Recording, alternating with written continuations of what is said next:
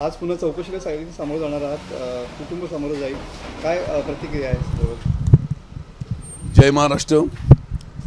Anti corruption ब्युरोच्या कार्यालयामध्ये रत्नागिरी येथे माझ्या पत्नीला आणि माझ्या मुलाला हायकोर्टाच्या आदेशाप्रमाणे 4 मार्च ते 8 मार्च या कालावधीमध्ये हजेरी आणि जी आवश्यक माहिती पुरवण्यासंबंधीचे आदेश हायकोर्टाने दिलेले आहेत त्या पद्धतीने त्या ठिकाणी माझी पत्नी आणि माझा मुलगा त्या ठिकाणी हजर राहणार आहे. संपूर्ण सहकार्य करण्याची माहिती याची भूमिका आमची त्या ठिकाणी निश्चितपणे राहणार आहे. आणि त्याबरोबर माझ्या मोठ्या भावाला दीपकला आणि माझी वहिनी अनुराधा ह्या दोघांना सुद्धा या संबंधीची चौकशीसाठी नोटीस आलेली आहे. तीही दोघं त्या ठिकाणी आज दुपारच्या वेळेमध्ये हजर राहून जी माहिती विचारतील त्याची माहिती आम्ही उपलब्ध करून देणार हा आपल्याला विश्वास देऊ इच्छितो. तर पुन्हा एकदा तुम्हाला नोटीस बजावण्यात आलेली एसीबी कडून, ती नेमकी काय आहे? हां, मला सुद्धा वैयक्तिक त्यांनी उद्या मंगळवार 5 तारखेला दुपारी 1 वाजता रत्नागिरीच्या कार्यालयामध्ये हजर राहण्यासंबंधीची नोटीस दिलेली आहे. मी त्या ठिकाणी उपस्थित राहणार आहे हे आपल्याला सांगू इच्छितो. साहेब, निर्भया बनव कार्यक्रमामध्ये ॲडव्होकेट असीम सरोदेंनी गंभीर आरोप केलेले आहेत. त्यामध्ये 2 आमदारांना जेव्हा गुवाहाटीला गेलेले होते तेव्हा 2 आमदारांना मारहाण झाली आणि काही एअर हॉस्टेसची विनयभंग सुद्धा या ठिकाणी करण्याचा प्रयत्न या ठिकाणी केला गेला, असा आरोप या ठिकाणी झालेला आहे. काय वाटते तुम्हाला? निर्भय बनव या माध्यमातून ॲडव्होकेट असीम सरोदे असतील, त्यांचे सहकारी असतील, यांनी संपूर्ण देशामध्ये महाराष्ट्रामध्ये निर्भय बनव या अनुषंगाने एक चळवळ उभी केलेली आहे.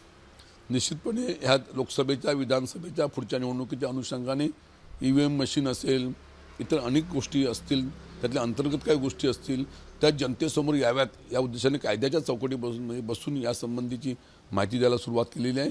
माझ्या माहितीप्रमाणे 11 तारखेला रत्नागिरीमध्ये सुद्धा निर्भय बनवच्या माध्यमातून त्या ठिकाणी मोठ्या प्रमाणावर जनजागृतीची सभा होणार आहे. त्या सभेमध्ये आम्ही सर्व मंडळी सहभागी होणार आहोत. निश्चितपणे एक चांगली भूमिका जनजागृती भूमिका त्यांनी घेतलेली ती नक्कीच स्वागतार्थ आहे. त्यांनी केलेल्या आरोपांची चौकशी व्हावी का? तर त्यांनी जे वस्तुस्थिती आहे, जे चाललेलं देशाचं राज्याचं राजकारण आहे, त्या पार्श्वभूमीवर त्यांनी ती त्यांची मतं मांडलेली आहेत. निश्चितपणे त्या संपूर्ण भूमिकेला वैयक्तिक राजनसाई म्हणून पाठिंबा असेल. शिवसेना उद्धव बाळासाहेब पक्षाच्या वतीने ती जी भूमिका असेल ती पक्ष नक्कीच जाहीर करेल. पण त्यांनी केलेल्या गंभीर आरोपांची चौकशी व्हावी का? हां, त्यांनी जे आरोप केले ते त्यांना आलेले अनुभव, त्यांच्याकडे असलेली माहिती, त्याच्या आधारे आरोप केले असतील. आरोपांमध्ये तथ्य 100% असू शकतं आणि म्हणून त्या आरोपाची चौकशी व्हावी असं त्याचं माझं या ठिकाणी स्वतःचं मत आहे. अजूनही भाजपला याच रत्नागिरी आणि लोकसभा मतदारसंघावरती दावा करताना पाहायला मिळते, काय सांगाल?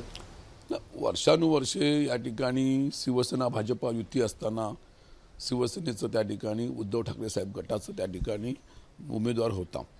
त्यानंतरच्या काळामध्ये भारतीय जनता पक्षाकडनं उमेदवार दिला गेला. शिवसेनेकडनं गेले 2 टर्म लोकसभेकरता विनायक राऊत साहेबांना संधी दिली. 2014, 2019 साली दोन्ही निवडणुकीमध्ये चांगल्या मताधिक्याने ते निवडून आले.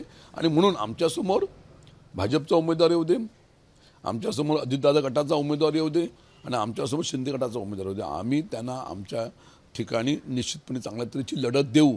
आणि मागील काळामध्ये जे मताधिक्य मिळालं त्या मताधिक्याचा उच्चांक आम्ही नक्की करू अशी त्याची आमची अपेक्षा आहे. ABP माझा, उघडा डोळे बघा नीट.